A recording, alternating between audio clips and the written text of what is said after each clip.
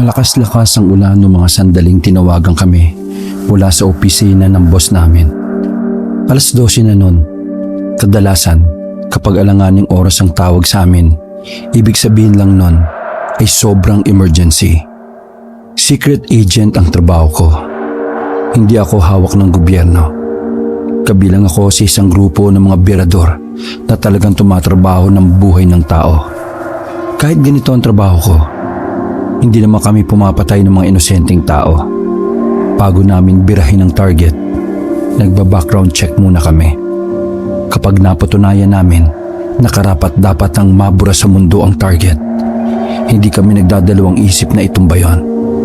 Lito, ayos lang talaga sa'yo na tumuloy. Di ba sabi mo, masama ang pakiramdam mo? Si Suarez naman na matagal ko nang kasama sa lahat ng operasyon namin. Tulad ko, veterano na rin siyang matuturing. Halos sabay lang kaming pumasok sa ganitong trabaho, kaya pareho naming kabisado ang sistema. Ito na rin ang bumuhay sa amin sa loob ng halos 10 taon. Masasabi ko na matalik na kaibigan na rin ang turing ko sa kanya. Oo naman kaya ko naman Ano ka ba? Nakikipagbarilan nga ako kahit nagtatay ako Ito pa kayang sakit lang ng ulo.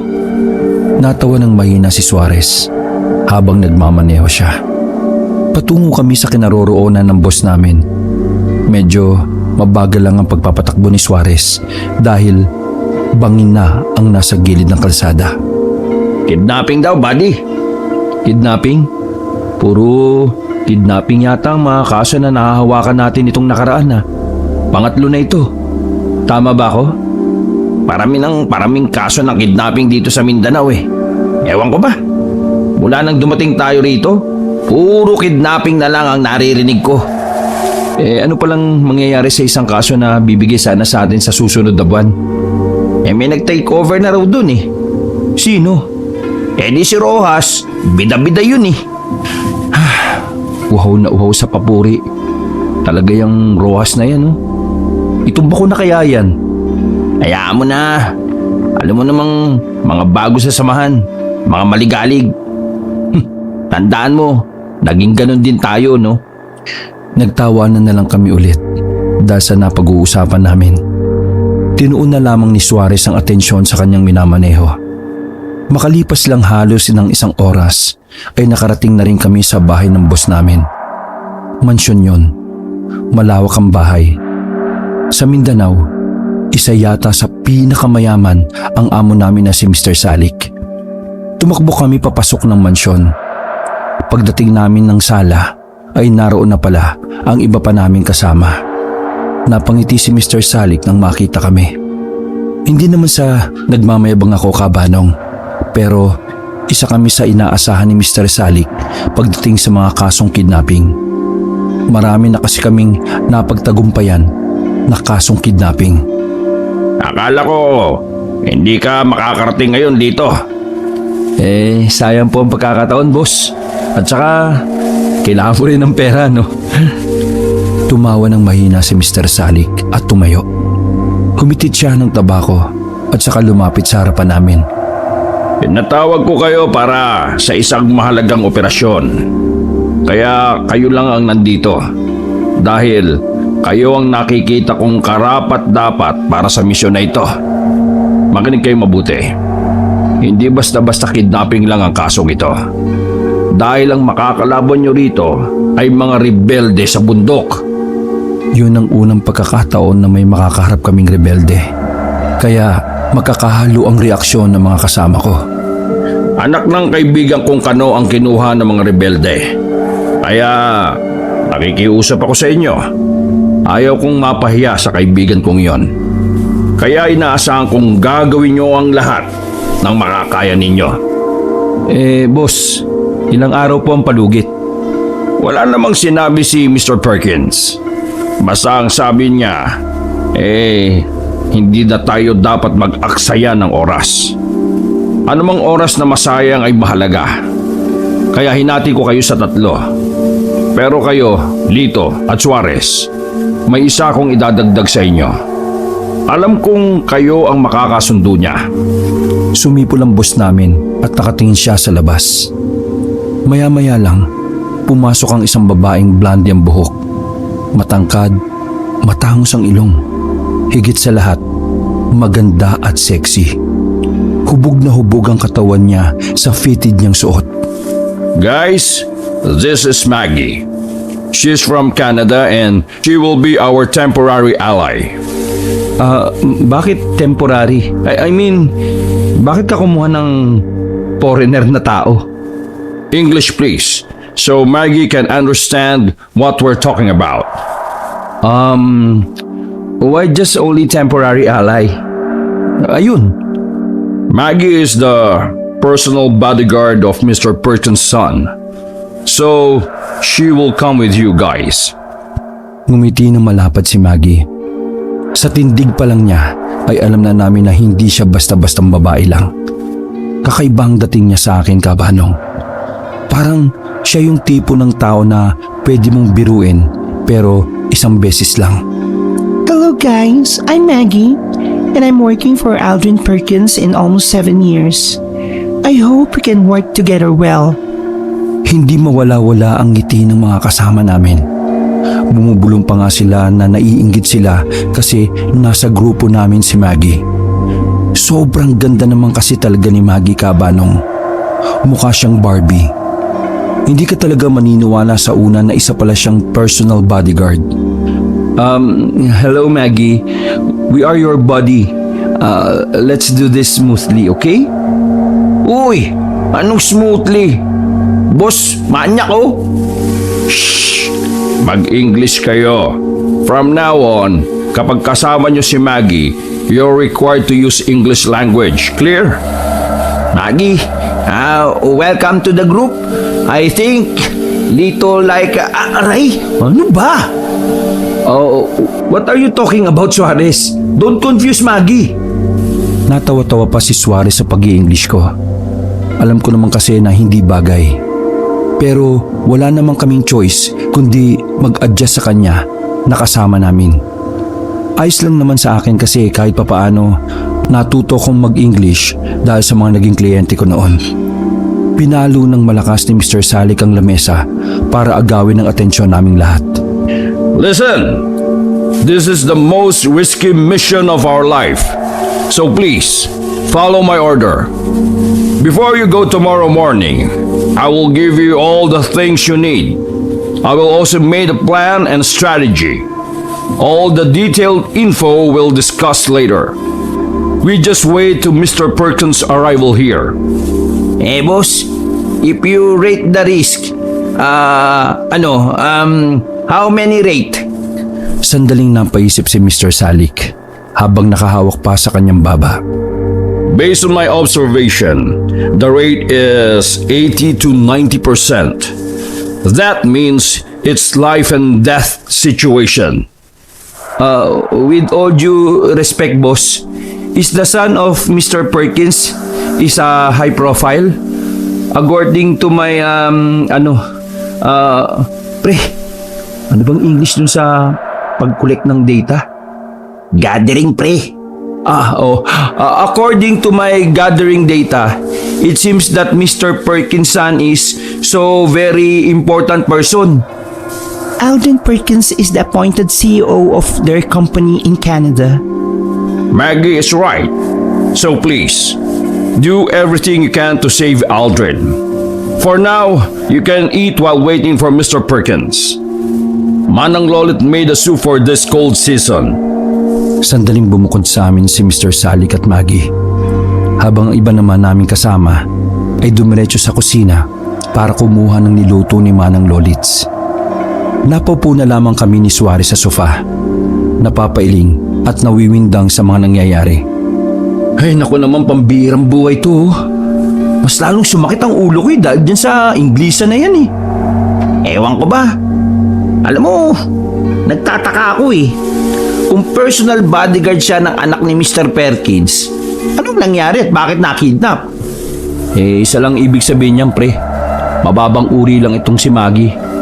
Kung ikaw matinik ang bodyguard hindi mananakaw sa iyo yung alaga mo, di ba? Ano sa tingin mo? Magiging okay kayang operasyon natin kasama si Maggie? Siguro. Basta, mag-practice lang tayo mag-English.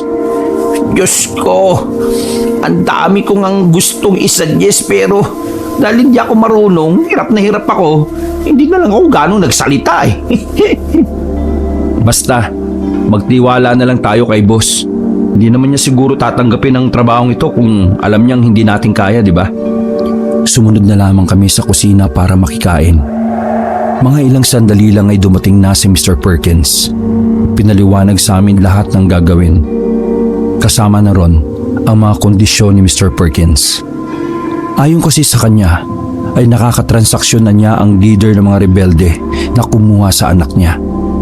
Ang weirdo nga lang sa sinabi ni Mr. Perkins, hindi pera ang hinihingi sa kanya.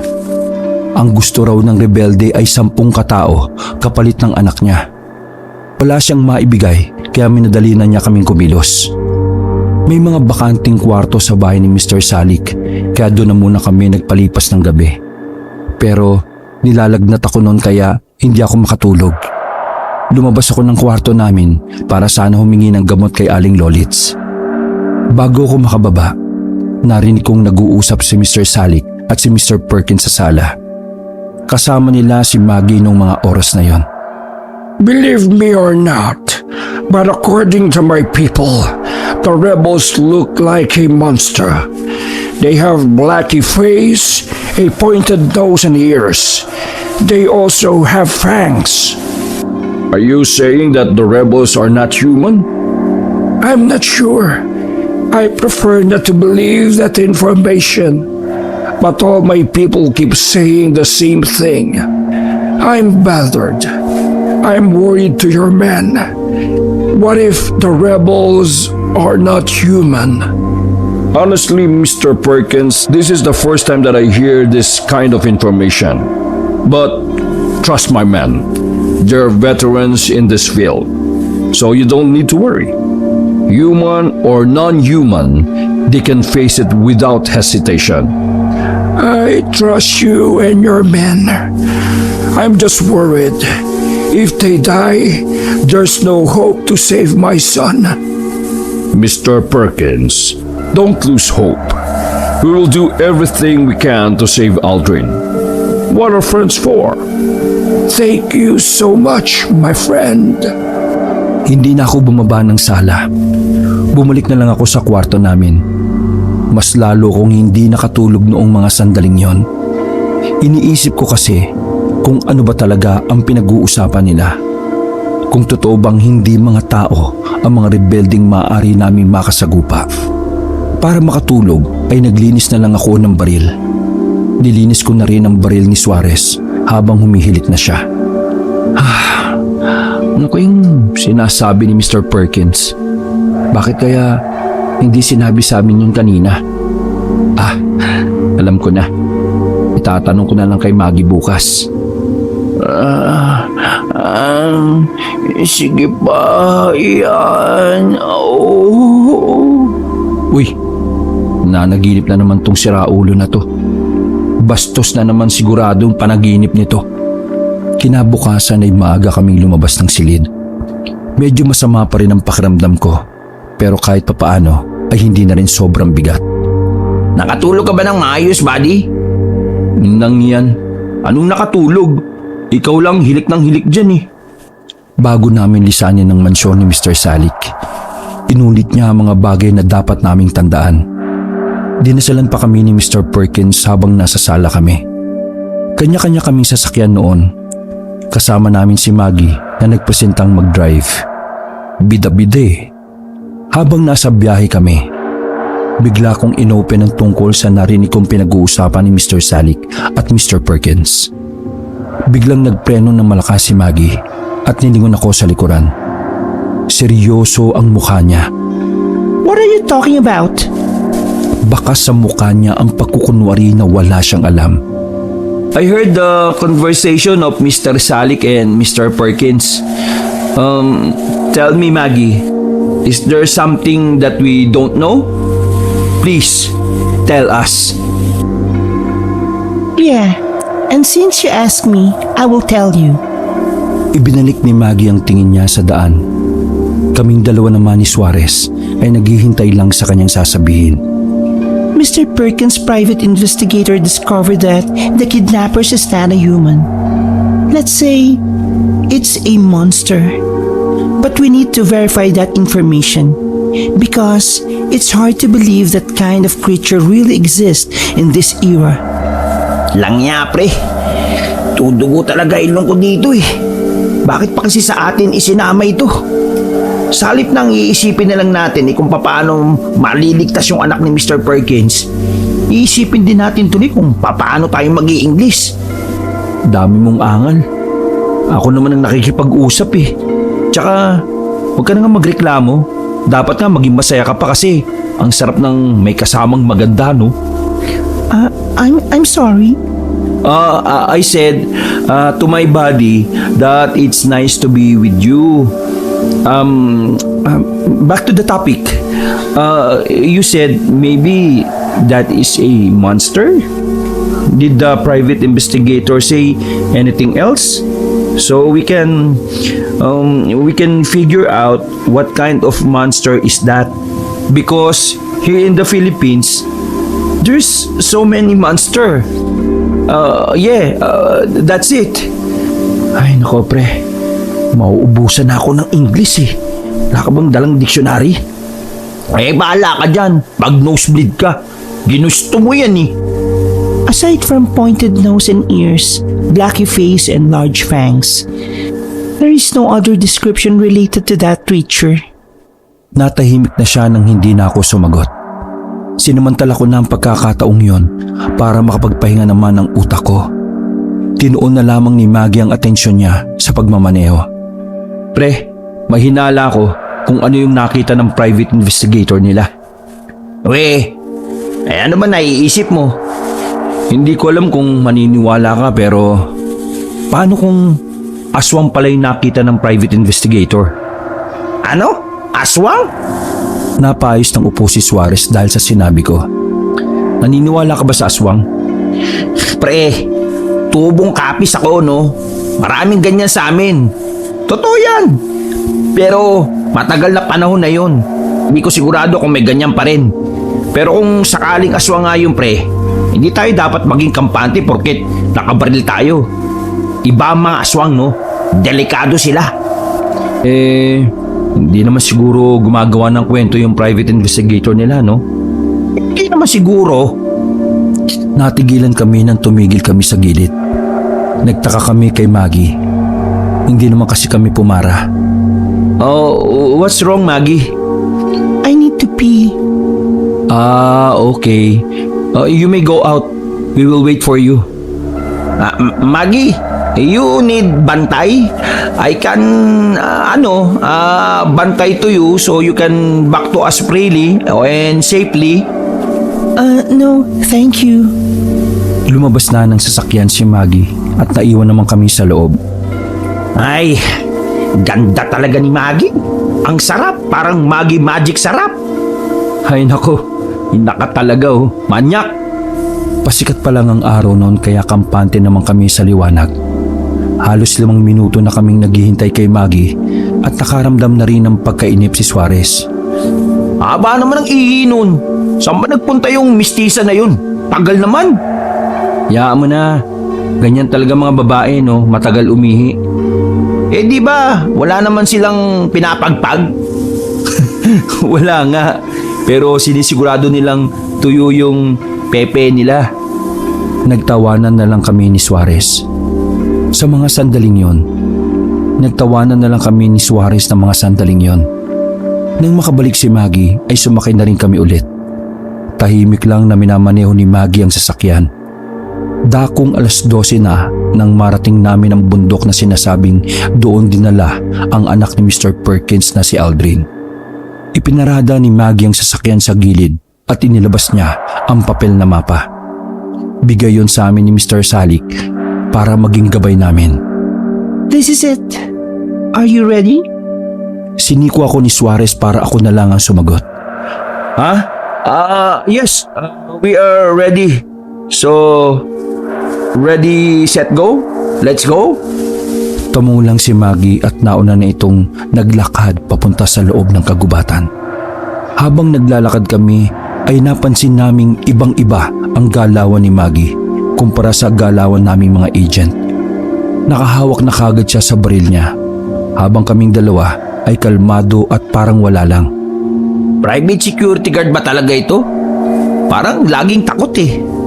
Baka naman kasi ganyan yung training sa kanila sa Canada. Baka nga. Pero nakakairita oh. Di ako sanay na may kasamang ganyan. Aksyon na aksyon. Kala mo may kamerang nakaharap sa kanya. Maghapon kaming naglakad sa kagubatan.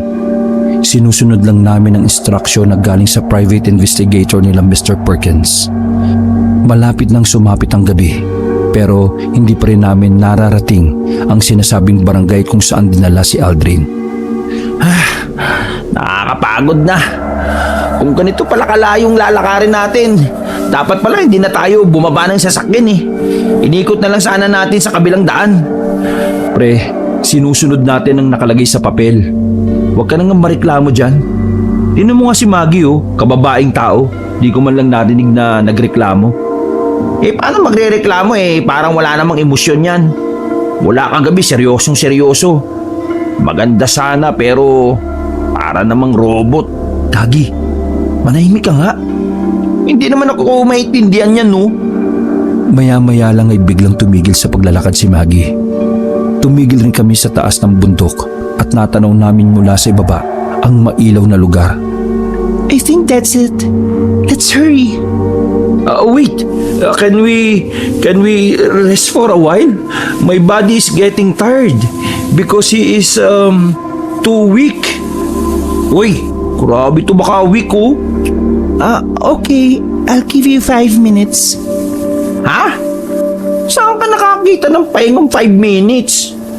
Pre, English. Where did you find a 5-minute rest? What? Siniko ako ni Suarez, pero hinayaan ko lang silang mag-usap. Okay, I said to my body that here in the Philippines, 5-minute rest is so stupid. You can't rest in 5 minutes, but you can rest forever. Uy, ang pinagsasabi mo forever? Bahala siyang maguluhan. Siya dumayo rito sa Pinas tapos ako mag-a-adjust. Okay. If you want a good rest, then rest. Maybe we can go after 1 hour. Is that okay with you, Suarez? Yan! Ganyan! I mean, yes! That's fine with me so I can rest my foot because walking is tiring. Umupo kami sa gilid ng mga bato at pinagmasdan ng maliwanag na barangay. Habang nakatingin kami roon, masasabi kong medyo may kakaiba nga sa lugar na yon. Pero parang ang tahimik. At saka yun ang unang pagkakataon na nakakita ako ng barangay na napapagitnaan ng kagubatan. Tingin mo pre, mga rebelde ba talagang nandyan o mga halimaw? May mga halimaw bang ganyan yung mga bahay? Di ba ang mga halimaw karaniwang walang bahay? Kung meron man, sa mga kuweba at malalaking puno sila nakatira. Baka sabog lang yung private investigator nila. Napadako ang tingin namin kay Maggie. Hindi siya mapakali sa kinalalagyan niya, kabanong. Tayo siya ng tayo. Halatang nagmamadali na siya pero dahil nagpapahinga pa kami, wala siyang magawa. Medyo nahihiwagaan na rin ako sa katauhan ni Maggie. Bandang 7:00 na nang pilitin kong bumangon si Suarez. Parang kating-katin na kasi si Maging sagipin yung anak ni Mr. Perkins. Gusto sigurong ma-promote kaagad. Naglakad na kami patungo sa barangay na yon. Naging alerto na kami. Habang palapit ng palapit, nararamdaman namin na nagbabago na ang atmosfera ng paligid. Ramdam na namin ang peligro. Slow down. Bakit ba tayo nito minamanduan? Salimpusa lang naman to sa atin Aya mo na, bida-bida nga Pero, kumusta na kaya ibang kasama natin, no? Ayos lang kaya sila sa norte? Baka namang maayos. Tayo lang naman ang nahihirapan kasi sa bundok tayo dumaan Keep silent, please. They can hear us. Stop commanding me or us. We are the assigned agent in this adventure. You the saling ket-ket, So, please stop. You stop acting that you are boss, okay? Hindi na napigilan ni Suarez ang sarili niya. Kahit din naman kasi ako ay naiirita sa pagiging feeling leader ni Maggie. Kahit na ang totoo ay ako naman talaga dapat ang nagli-lead sa kanila. What is saling ket-ket? Saling ket-ket means Means, you're beautiful like the word bobo. That means beautiful. You are saling ket-ket and bobo. Ari, ano ba? binatukan ko si Suarez sa sobrang walang kwenta na ang pinagsasasabi niya. Maggie, please don't forget that I'm the leader of this group, okay? So, stop acting that you're the boss here. Please, respect my position. I'm the one that give you the order. But you're not giving any order. Because you're doing it eh. I'm so sorry. I'm just worried to Aldrin. I want to save him. Well, we can save him if you cooperate appropriately. Wow! Angas mag-English ha kapag seryoso ha. Okay. I'm so sorry. Apology accepted. Now, let's proceed. Maingat na kaming naglakad palapit. Nang ilang metro na lamang ang layo namin, doon namin napagtanto na hindi kami pwedeng pumunta roon ng ganun ang suot namin. Makakahalata ang sino mang makakakita sa amin. Kaya naman, nag-isip kami ng ibang paraan. Kailangan kasi naming makapasok doon para malaman kung totoo bang naroon ang anak ni Mr. Perkins na si Aldrin. Okay, listen. We can't enter this barangay in this outfit. Bayan? Naknanto ko naman oh. Nasaan na si Maggie? Naalarma ako nang mapansing wala si Maggie sa likuran namin. Aba, ewan ko. Pati na nasa likuran lang natin yun eh. Pambihirang buhay naman talaga to oh. Hayaan na natin yun. Hindi pwede. Kapag si Maggie nahuli, mabubulabog ang mga rebelding nandyan. Ay nako, sakit sa ulo talagang mga dayuhan niya no. Ganda lang ang meron eh. Utak wala eh. Diyos ko naman. Sinubukan naming hanapin si Maggie. Pero sa kasamaang palad ay nabigo lang kami. Nagtagal na kami kakahanap sa kanya. Kaya naman napilitan akong pabayaan na siya. Kailangan naming mailigtas si Aldrin para matapos na ang trabahong yon. Nagpalit kami ng suot ni Suarez. Nag-anyong gusgusin kami. Mabuti na lang at ready si Mr. Salik at pinabaunan kami ng damit ng pulubi. Paglabas pa lang namin sa pinagtataguan namin, naramdaman ko na lang na may dumikit na dulo ng baril sa ulo ko. Pagtingin ko kay Suarez, may tao na rin sa likuran niya. Sino kayo? May dala silang baril. Baka padala ng militar to. Sigurin ang paligid! Pwersahan kaming kinaladkad ng mga kalalakihan. Sobrang malas namin noong mga sandaling yon. Wala pa kaming nasisimulan, palpak na kagad ang misyon namin. Dinala kami ng kalalakihan sa kulungan nila. Meron kaming kasama roon na isa ring lalaki. Sa mukha pa lang niya, alam na namin Pinoy siya. Medyo madungis na ang muka. Palagay ko, ilang araw na siyang naroon. May balat ka yata sa puwit pre. Kiss mo pet ko. Wala oh, tingnan mo. Sino kayo? Ikaw sino ka ba? Bakit kayo nahuli? Meron kaming hinahanap na tao. Foreigner siya na nabiyag din at dinala dito. Nakita mo ba o nakasama mo ba yun dito sa kulungan na to? Tiningnan muna kami ng seryoso ng lalaki. Sinusuri niya ang buong katawan namin. Kung makatingin, akala mo mata pobre. Marami ako nakasama rito. Ang iba pinatay, ang iba naging miyembro. Pero wala akong nakasamang foreigner sa kulungan na ito. Nagkatinginan kami ni Suarez at bigla kaming nagduda kung tama ba talaga ang lugar na napuntahan namin. Tama kaya itong napuntahan natin? Di kaya inisyan tayo ni Maggie? Sinadya niya tayong iwan dito? Ewan. Para ano? Aba, ewan ko. Ay, kainis talaga oh. Ano bang ginagawa niyo sa lugar na ito? Bakit kayo nahuli? Kasasabi ko lang kanina, di ba? May hinahanap kaming foreigner, Canadian. Lalaki siya.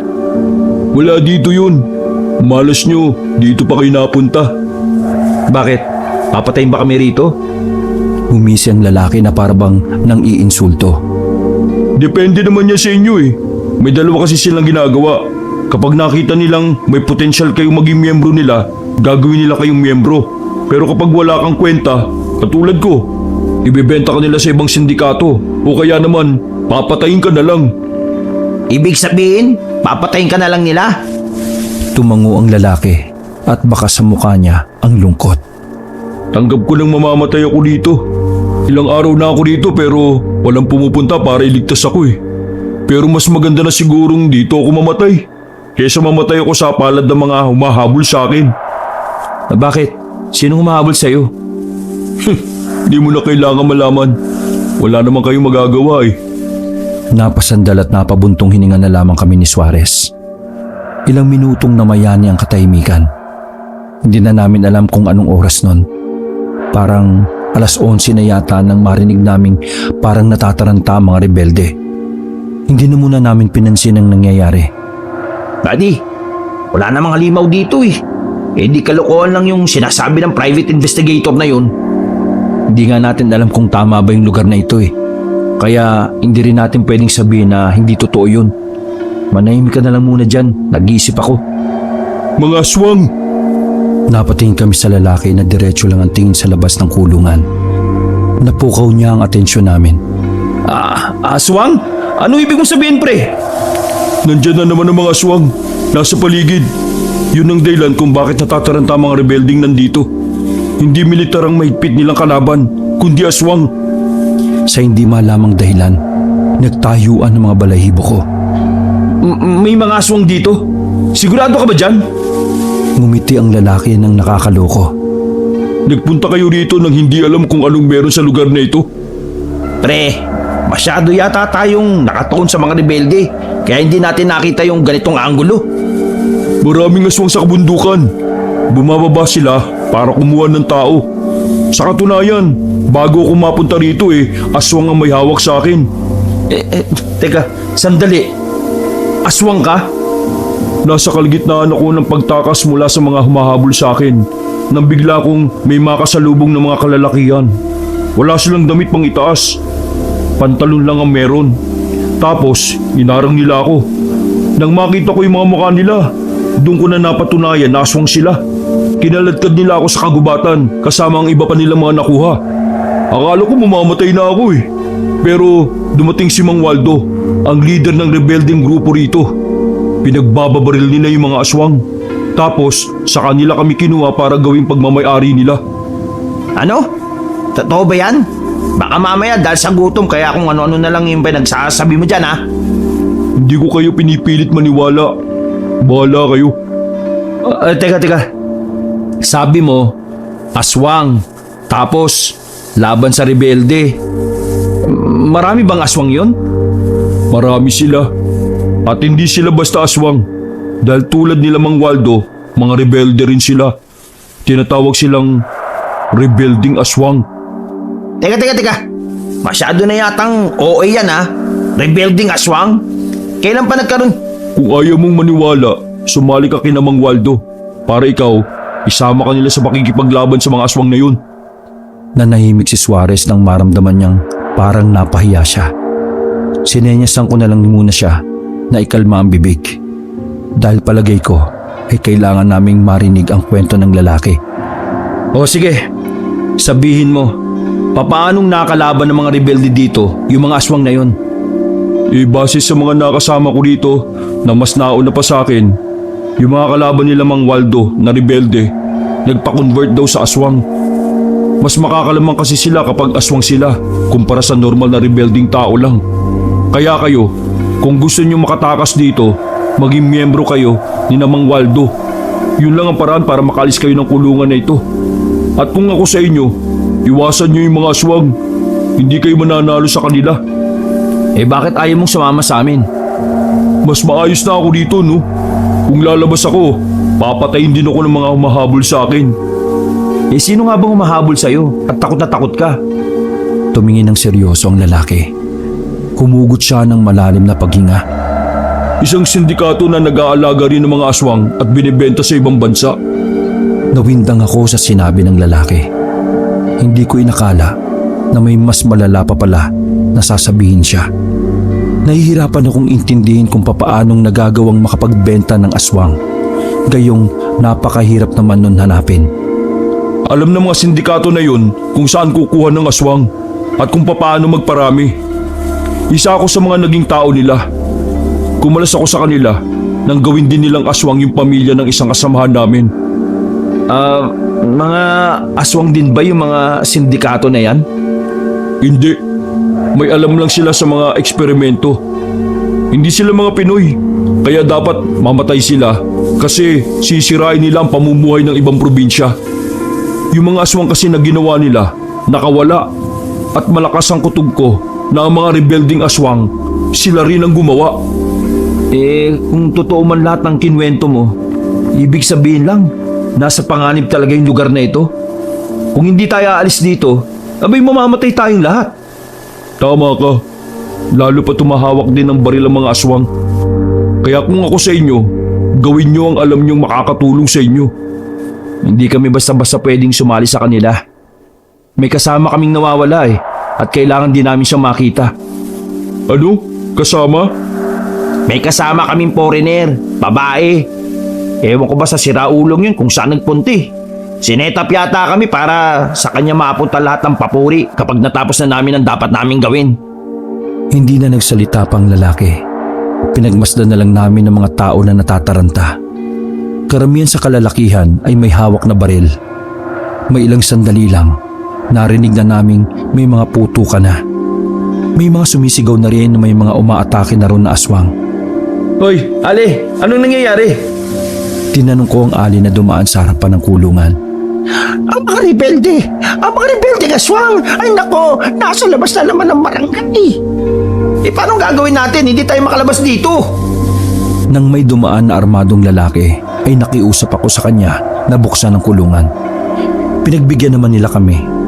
Inabutan nila kami ng baril at sinabing lumaban daw kami sa aswang habang nakatutok sa amin ang baril nila. Wala na kaming nagawa kundi ang sumunod sa kanila.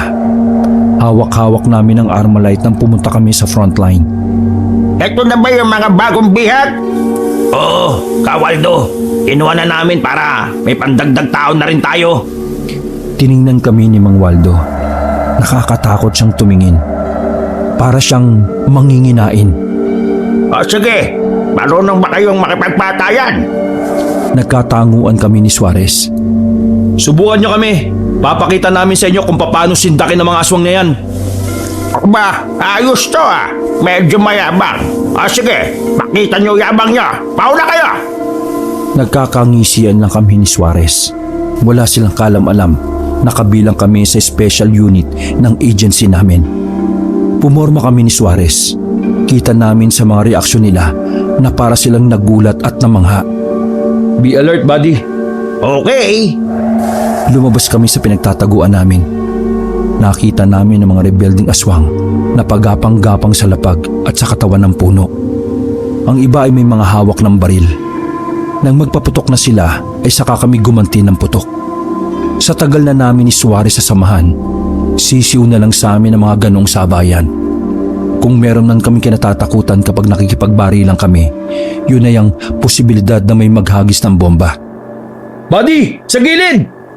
Tumabi si Suarez sa gilid at nagpaulan ng bala doon. Kita nila Mang Waldo na maraming aswang ang tinamaan ni Suarez sa parting yon. Nakatulong ang liwanag ng barangay kaya kahit papaano ay madali naming natatamaan ang mga aswang. Mga ilang sandali lang ay naramdaman naming tila natakot ang mga aswang. Unti-unti silang umatras. Dahil doon, napabilib namin si Mang Waldo. Natuwa siya sa ginawa namin. Partida, dalawa lang kami ni Suarez ang umabante.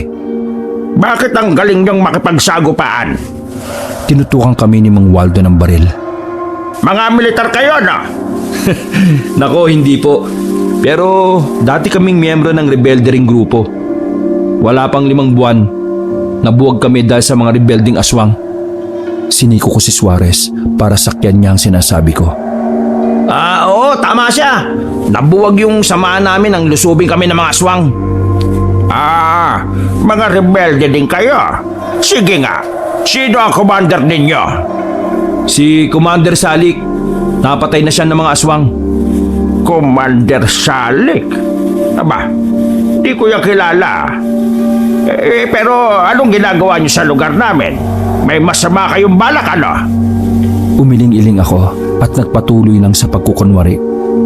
Inakala kasi namin na kayo yung mga rebelding aswang. Pero hindi pala. Nagkamali kami. Dahan-dahang ibinaba ni Mang Waldo ang baril niya. Mukhang naniwala naman siya sa mga kasinungalingan ko. Mabuti na lang, medyo tanga siya. Kapag kayo nag-traitor, papatayin ko kayo. Ngayon, dahil sa pinakita nyo, gagawin ko kayong isa sa amin. Total, iisa lang naman tayo ng kalaban. Saka lang kami nakampante nang marinig namin yon. Mukhang tanga ang lalaki sa kulungan. Mas magiging maganda ang buhay namin kung sasabay kami sa Agos. Naisip ko noon na mukhang magandang hakbang yon para makaalis kami nang hindi nila nalalaman. Sa kabila ng nagawa naming pakikipaglaban sa mga aswang, meron pa ring nagbabantay sa amin. Hindi lang gaanong nalapit sa amin pero nahahalata namin sa kilos nila. Kaya naman, doble ingat ang ginagawa naming kilos.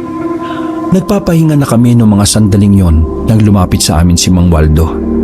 Alam niyo ba kung saan nanggaling mga punyetang mga rebelding aswang? Ho? Pasensya na kayo, Kawaldo. Pero maging kami, hindi rin namin alam eh.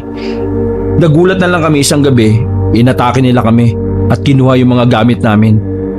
Baka nga siguro yung gamit nilang baril galing sa mga kasama namin Kinindatan ko si Suarez para purihin siya sa kagalingan niyang magpanggap. Isa talaga sa mga gusto ko sa kanya ay mabilis siyang makagets. Malaking perwisyo na ang ginagawa ng mga aswang na yan. Galit ang militar sa amin dahil akala nila kami ang nang-ambush sa kuta nila sa norte. Pero ang hindi nila alam, mga rebelding aswang yon. Tumangulang ako bilang pagsang-ayon. Hindi ko maintindihan kung bakit nagkaroon ng mga aswang sa probinsyang ito Karumal-dumal ang ginagawa nila. Kapag may nakikita silang tao sa daan, kinakain nila. Tapos kami ang napagbibintangan ng mga militar. Kawaldo, alam kong mahirap kami pagkatiwalaan dahil ngayon lang tayo nagkatagpo. Pero hayaan yung gawin namin ang makakaya namin para iganti ang lahat ng biktima nila. Anong gagawin nyo? Hayaan niyo kami ng kasama ko na puntahan ang kuta nila. Ituro niyo lang sa akin kung nasaan. Handa kaming mamatay. Maiganti lang din ang mga kasama namin at ang kasamahan ninyo. Sandali kami nagkatitigan ni Mang Waldo. Nababasa ko sa mukha niya na sobrang dali niyang utuin. Kaya naman, kampante akong hindi niya ako matatanggihan. Gagawin na rin naming pagkakataon yon para makaalis sa barangay na yon. Papayagan kita pero hindi ako papayag na kayong dalawa lang ang umalis. May isasama ko sa inyo na siya rin namang magtuturo kung saan ang kuta ng mga aswang. Mahirap na, baka bigla kayong tumakas. Kung yun ang sa tingin nyo na makakabuti, wala akong problema doon. O sige, total sa nakita ko kanina magaling naman kayong dalawa.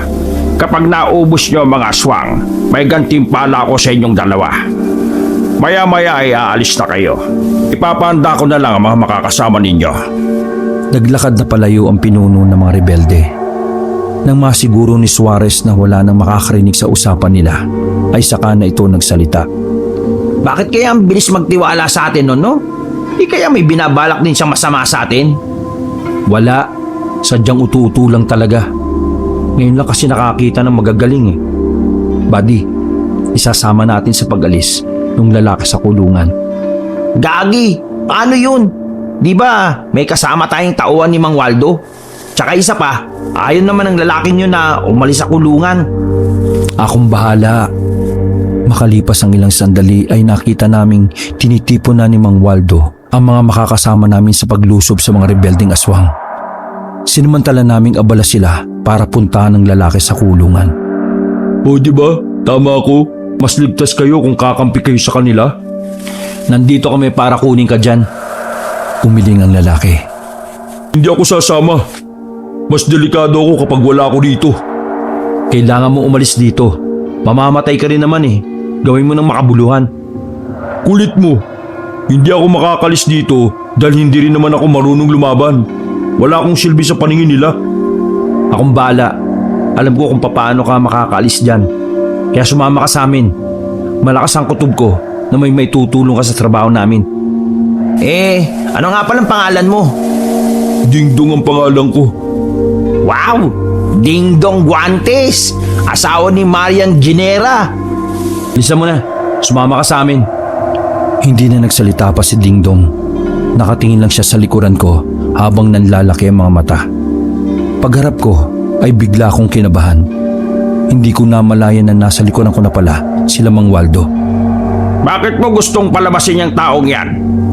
Kalmado lang akong humarap sa kanya. Hindi ako nagpalata sa tunay kong hangarin. Waldo, kailangan namin ng ipapain sa aswang eh. Naisip ko na magandang pampain tong isang ito. Total, wala namang silbi, di ba? Sandaling tiningnan ni Mang Waldo ang lalaking si Dingdong. Matalino ka talaga. O sige, isama nyo na yan para namang may silbi yan sa mundo. Kinabigla ni Dingdong ang pagpayag ni Mang Waldo. Hindi niya inakala na ganun ko kabilis makukuha ang tiwala ng lider ng mga rebelde. O sige na, umalis na kayo. Dalhin na yung ipapain nyo. Tandaan nyo, ayokong babalik kayo dito na talo. Sa isip-isip ko nun, hindi na kami babalik. Bahala na sila sa mga buhay nila. Kailangan lang talaga naming makaalis. Nang sa ganon, mahanap na namin kung nasan ba talaga ang anak ni Mr. Perkins. Lumabas kami ng barangay. Meron kaming 5 kasama na siyang naunang maglakad. Kami naman ni Suarez ay hawak-hawak si Dingdong. Nang masiguro na namin na nakalayo na kami sa barangay, doon na namin sinimulan ang balak namin ni Suarez. Mga kapatid, pasensya na ah. Lumingon sila sa amin na nagtataka mga muka. May iba kasi kaming lakad eh. Una na kayo sa impyerno. Niratrat namin ang mga armadong kasama namin. Wala silang nagawa at agad din naman silang bumulagta. Sino ba talaga kayo? Anong kailangan niyo sa akin? Sabi mo, mga rebelding aswang na nagpa-convert ay may ugnayan sa mga sindikato na kilala mo. Mga rebelding aswang ang kumuha sa anak ng kliyente namin. Kaya kailangan namin lahat ng nalalaman mo. Huwag ka mag-alala. Hindi ka naman namin sasaktan eh. Hindi naman kami kalaban. Tulungan mo lang kami. Makakapagsimula ka na ng bago mong buhay. Naglakad na kami at lumabas muna kami sa kagubatang yon. Nasa kali kami nang sabihin ni Dingdong ang kaalaman niya tungkol sa kinaroroonan ng mga rebelding aswang. Yung dinadaanan natin kanina ay palihis sa kuta ng mga rebelding aswang. Palagay ko, papatayin lang din nila tayo kanina. Buti na lang inunahan ninyo. Siya nga pala. Alam ko kung saan ang kuta. Madalas kong naririnig yun sa kanila. Ang pagkakarinig ko, ang kuta ng mga rebelding aswang ay nasa norte. Yung nag-iisang baryo doon. Sila na yun. Malapit na tayo. Konting lakad na lang. Sa norte? Di ba, doon dumaan yung mga kasama natin? Huminto si Dingdong sa paglalakad. Para bang nagdududa siya sa amin. Kasamahan? Ano ba kayo? Rebelde ba kayo? Mga agent kami. Mga birador. May tao kaming hinahanap. Ang sabi kasi, mga rebelding aswang ang kumuha. Akala namin sila Mang Waldo na. Hindi pala. Magsasalita pa sana ako nang biglang may naramdaman kami sa gilid. May gumagalaw sa halamanan. Mga ilang sandali lang ay bigla na lang lumitaw si Maggie mula roon. Agad niyang tinutukan ng baril si Dingdong. Agad din naming tinutukan ni Suarez si Maggie. Ramdam ko ang takot ni Dingdong ng mga sandaling yon. Nanginginig yung kamay niya na nakahawak sa likuran ko. Sandali Maggie. Hindi ang kalaban. Ay, oo nga pala. I mean, he's not our enemy. He's an ally. He's going to help me find Aldrin. Hindi tinanggal ni Maggie ang pagkakatutok ng baril kay Dingdong. Nagsimula na akong mabahala. Nalilito ako kay Maggie at Dingdong. Stay away from him or else I will also shoot you. Oh, wait, relax. I'm confused. What's the problem, Maggie? Do you know him? Si Dingdong na ang nagsalita. Kilala ko siya. Siya ang tawan ni Mr. Perkins na leader ng mga sindikato. Sila ang nagpapatakbo ng negosyong aswang. Sa kanila nagpapakonvert yung mga rebelde para maging aswang. Ano? Teka, sandali. Sino ka ba talaga? Kasama namin niya si Maggie. Hinahanap namin si Aldrin, anak ni Mr. Perkins. Kinuha siya ng mga Walang anak si Mr. Perkins. Ginagamit nila kayo para mas madali nila akong mapatay. Ano? Walang anak? Gawa-gawa lang lahat ni Mr. Perkins na may sasagipin kaming anak niya? Uwa ko na. Alam ni Mr. Perkins una pa lang na nasa kamay nilang Mang Waldo si Dingdong. Kailangan kasi nilang patayin tong taong to dahil marami tong nalalaman sa operasyon. Ginamit nila tayo para kumpirmahin kung buhay pa si Dingdong o hindi na. Siya rin si Aldrin. Nakko buddy, naisahan tayo. Tama ang kasama mo. Lumingon ako kay Maggie. Matapang akong humarap kay Dingdong kahit nakatutok pa ang baril. Takot sila na baka kapag nilabas ko kina Mang Waldo ang mga nalalaman ko, maihinto ang pagpaparami nila ng aswang. Maggie, is that true? You and Mr. Perkins is a bad person? You create aswang and sell it to other people? Then the aswang rebels, they converted because of you and Mr. Perkins? Yes, that's true. So, what now? Are you willing to die because of that traitor? Okay. Let's talk and relax. I don't want to relax. He's a traitor. I need to kill him before he spread more details about our business. Kakalabitin na sana ni Maggie ang gatilyo nang biglang makarinig kami ng maraming hiyawan. Parang mga hayop na umaatungal. Nandiyan na sila, ang mga aswang. See? The aswang are coming. So, we need to join force. Nagulat kami nang biglang may lumundag na lalaki sa likuran ni Maggie. Pagharap ni Maggie, kinalmot siya noon sa muka. Sirit agad ang dugo ni Maggie mula sa pisngi. Buddy, ready? Habang pilit na hinihila ng isang aswang si Maggie papunta sa madilim na sulok, nagpaulan kami ng bala ron para mailigtas siya. Kailangan na nating tumakas. Pero si Maggie, pabayaan mo na siya. Ginago nila tayo Pinahirapan pa tayong pa-English ang hayop na yan. Maya-maya lang ay may humila na naman kay Maggie. Pero sa pagkakataong yon ay 4 na aswang na ang lumapa sa kanya. Walang nagawa ang kanyang baril, habang ang 3 naman ay nagmamadali na lang na makaalis. Buti nga sa kanya, mamatay na siya. Tayo na pre. Mukhang marami sila. Makakalis pa kaya tayo dito ng buhay? Bakit? Wala ka bang tiwala sa akin? Ha? Sandali muna kaming nakiramdam sa paligid namin. Kinabahan na kami nang makitang may mga grupo na dumating. Mga aswang din sila, pero may mga hawak silang baril. Ayun na, mga rebelding aswang na yan. Wala kayong panama sa kanila. Kailangan lang natin tumakas. Hindi tayo pwedeng makipagsagupan sa kanila. Hanapin ang 3. Ulihin sila ng buhay at dalhin sa baryo. Maraming nangangailangan ng pagkain ngayon. Gawin niyo ang lahat para makuha sila. Parang mga asong ulol na umalulong ang mga aswang. Nakakadagdag yon sa pagkabahala namin. Lalo pat nasa kalye sila habang kami naman ay nagtitiis sa sulok ng halamanan. Isa-isa silang umalis. Sinamantalanan namin ang pagkakataon para makalabas. Buong akala namin ay makakaligtas na kami. Pero hindi namin inaasahan na may mga makakasalubong pa pala kaming mga aswang. 4 sila. Bago pa nila kami tutukan ng hawak nilang baril, pinagbababaril na namin sila sa ulo. Tama ang ginawa nyo. Sa ulo dapat. Sira ulo. Narinig na tayo ng ibang aswang. Oh, ano pang ginagawa natin dito? Di takbo na. Mabilis kaming umalis doon. Pero paglingon namin sa likuran ay may mga nakasunod na sa aming mga aswang. Pinagbababaril nila kami. Buti na lang hindi sila asintado. Nang wala silang mapala sa baril, hinabol na lang nila kami ng mabilis na paggapang. Kami naman ang nagpaputok ng mga tagpong yon. Sabog-sabog ang mga bungo nila dahil sa pagiging asintado namin. Kailangan natin makahanap ng tubig. Hindi sila nalublob sa tubig. Ayaw nila nun. Saan naman tayo hanap ng tubig? Puro halaman dito. Doon, diretso, bilis! Parang mga asong nauulol ang mga aswang habang hinahabol kami. Makalipas lang ang ilang sandali, nakakita na rin kami ng ilog. Wala kaming sinayang na pagkakataon. Dali-dali kaming tumalon sa tubig. Malalim ang ilog, kaya ulo na lang namin ang nakalitaw. Hoy, Langoy! Nakatunga nga kayo dyan. Baka nakakalimutan yung mga rebelde aswang na yan. Hindi sila makakapunta ng tubig pero yung bala nila, hindi kayo sasantuin. Hindi na namin hinintay pang makalapit ng sobra ang mga aswang. Nagpaputok sila, pero nakalayo na kami dahil nagpaagos kami sa tubig. Grabe! Ang lamig ng tubig! Ayos na yan.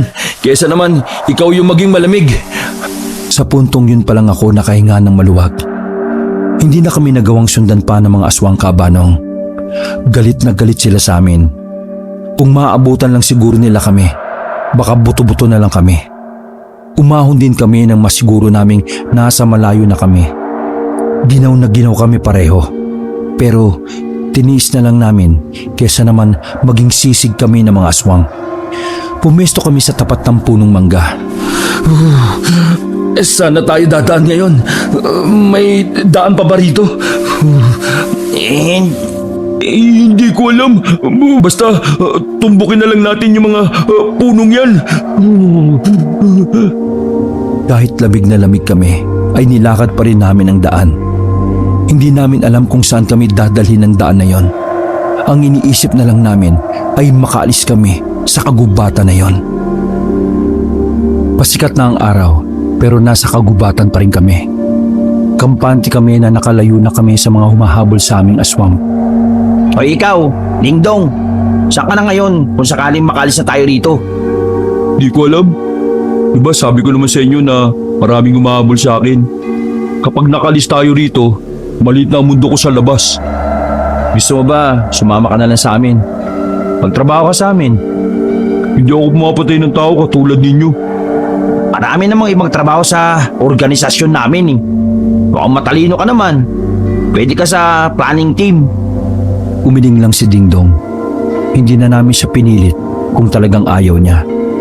Nagpatuloy na lang kami sa paglalakad hanggang sa marating namin ang isa na namang lugar. Kumpara sa napuntahan namin nung una, mas maingay sa barangay na yon.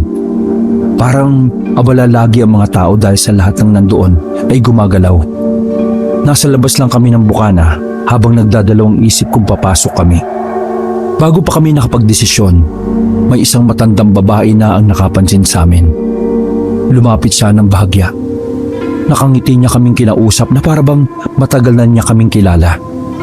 Mga iho, anong ginagawa niyo dyan? Bakit ang dudungis ninyo? Naku po, anong nangyari sa inyo? Naramdaman ko na parang walang balak sumagot si Suarez at si Dingdong.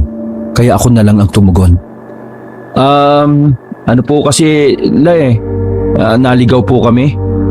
Naligaw ba ka mo? Diyos ko, kaldi kayo. Sumama kayo sa akin at bibigyan ko kayo ng pamhalit na damit. Pakakainin ko na rin kayo. Hali kayo.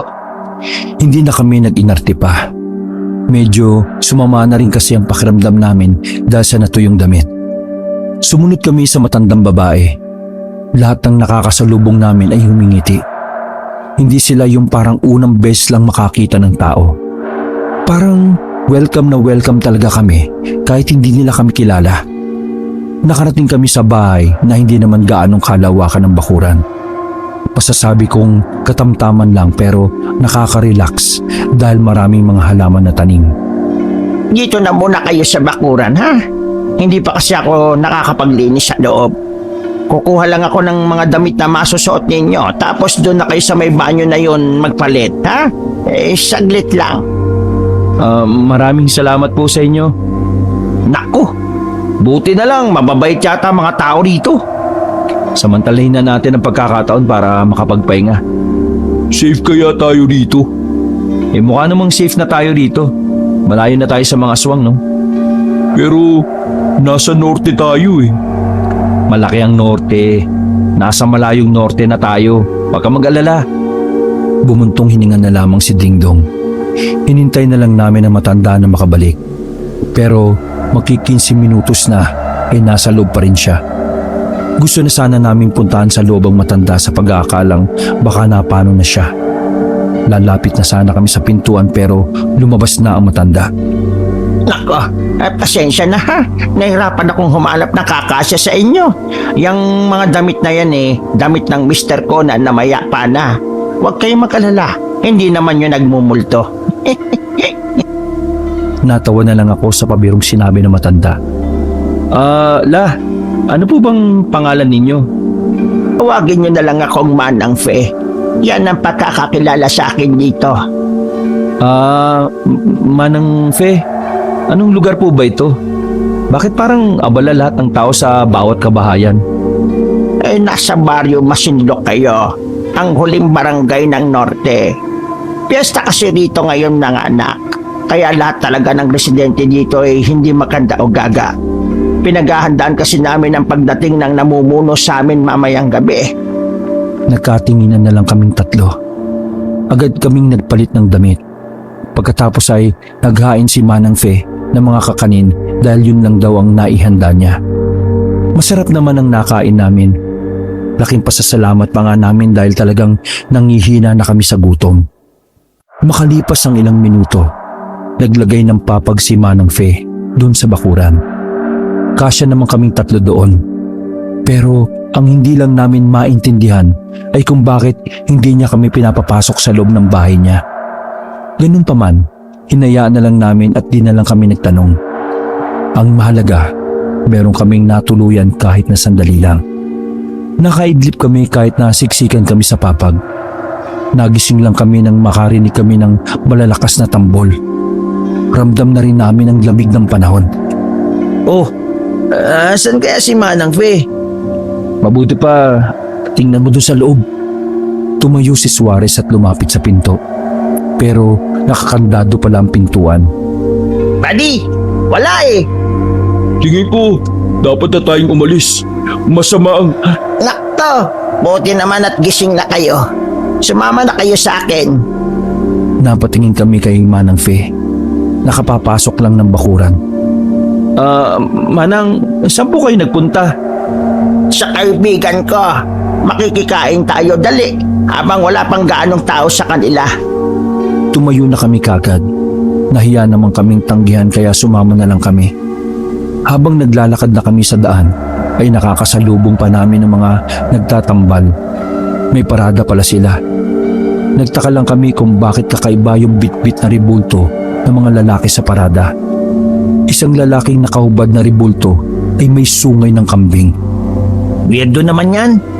Uy, bibig mo, marinig ka nila. Napailing na lamang si Suarez. Maging ako man ay nagtataka rin. Makalipas lang ang ilang sandali ay narating na namin ang kaibigan ni Manang Fe, si Aling Mulan. Kasing tanda na niya si Aling Mulan at kitang-kita na matagal na sila makakilala. Sa bakuran pa lang ni Aling Mulan ay may nakalatag na agad na mahabang lamesa at meron itong iba't ibang pagkain. Biglang kumalamang sikmura namin ng mga sandaling yon. Bigla kaming natakam at nakaramdam ng gutom. Ito ba ang mga bisita mong tao? Sila na nga. Nga po kayo. Kakausapin ko lang sandali itong si Fe. Pwede na kayong kumuha kung ano ang gusto nyong kainin. Maraming salamat po. Pag-alis ng dalawa ay agad kaming namili ng kakainin. Si Suarez kung ano-ano ang pinaglalalagay sa plato niya. Habang kami naman ni Dingdong ay sinusuri pa rin ang nakahain sa lamesa. Napukaw ang atensyon ko dahil sa isang mangkok na nasa bandang dulo. Pritong balat siya, pero napansin ko na parang hindi siya naprito ng maayos dahil mukhang hilaw pa. Huwag ka munang kakain. Mukhang karamihan sa luto ay hilaw. Baka sakitan ka ng tiyan. Nagugutom na ako Uy, makinig ka muna, Suarez. Dismayadong binitiwan ni Suarez ang karne na isusubo na sana niya sa kanyang bibig. Ano sa tingin mo? Tumingin sa akin si Dingdong na parabang nag-aalangan. Dumampot ako ng pritong balat. Nagsalubong ang kilay ko nang may makita kong pamilyar na marka sa balat na yon. Maya-maya lang ay nanlaki ang mata ko nang matanto ko kung anong klase ang marka na yon. Oh, bakit buddy?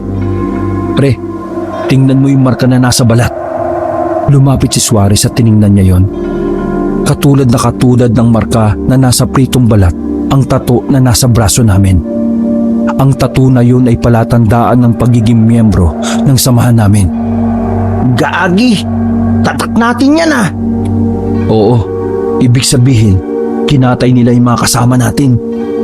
Sa norte sila dumaan, di ba? Mga Brad, mga aswang yata itong napuntahan natin. Oo nga, nalinti ka na. Kailangan na nating umalis bago pa tayo makulong sa baryong ito. Wala na kaming sinayang na pagkakataon. Hindi na namin hinintay pang makabalik ang dalawang matanda.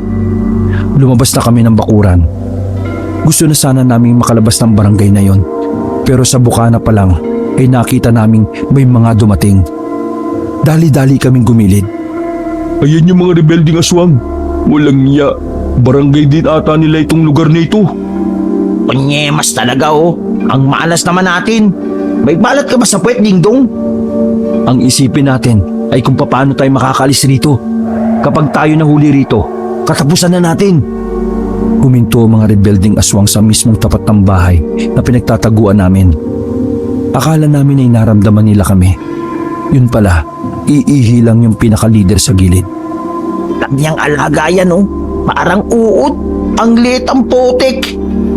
Oo nga, mas malaki pa yata yung putotoy ng daga dyan eh. Pagkatapos umihi ng parang leader sa kanila, ay naglakad na rin ang mga yon paalis. Takbuhin na lang natin paalis. Bilis! Pagbilang ko ng 3 ha. 1, 2, 3. Dali-dali kaming tumakbo palabas ng pinagtataguan namin. Pero sa kasamaang palad, hindi pa pala nakakalayo ang mga rebelding aswang. Nakita nila kaming lumabas ng bukana. Gagi! Nakita tayo! Sabi nyo kasi takbo eh.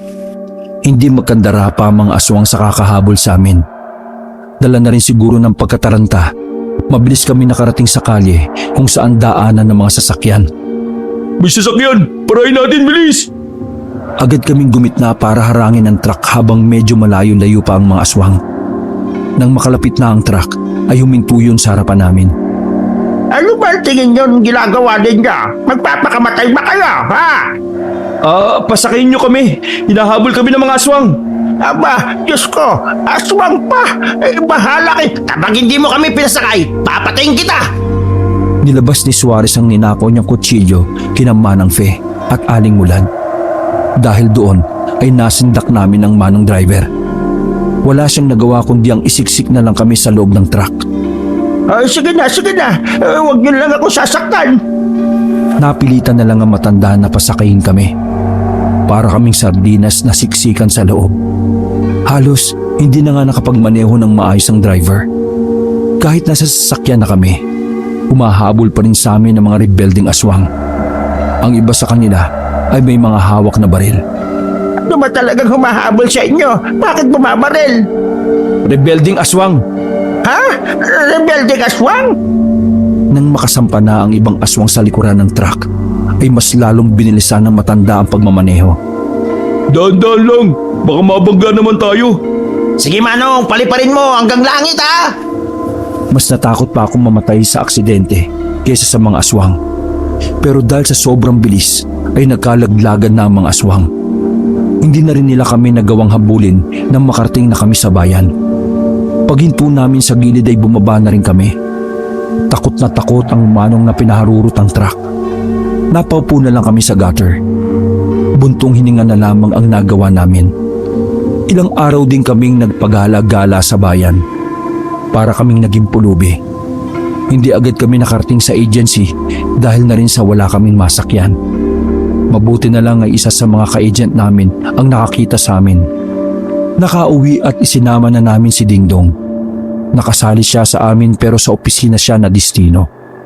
Nakumpirma namin na si Mr. Perkins pala talaga ang dapat naming iniligpit. Pinapakalat niya kasi ang mga aswang sa mga probinsya. Sa mga sumunod na araw kabanong hinanap ng buong samahan si Mr. Perkins. Pero mukhang nakalis na siya ng bansa. Dahil sa ginawa ng hinayupak na kanuna yon, kumalat ang mga aswang sa mga probinsya. Pero hindi na namin yon inintindi pa dahil hindi na yon sakop ng trabaho namin. Hindi na namin binalikan pa ang mga rebelding aswang. Kaya hanggang sa ngayon, hindi namin alam kung buhay pa ba ang mga aswang na yon o baka tuluyan na silang nakapagparami ng mga lahi nila. Wakas.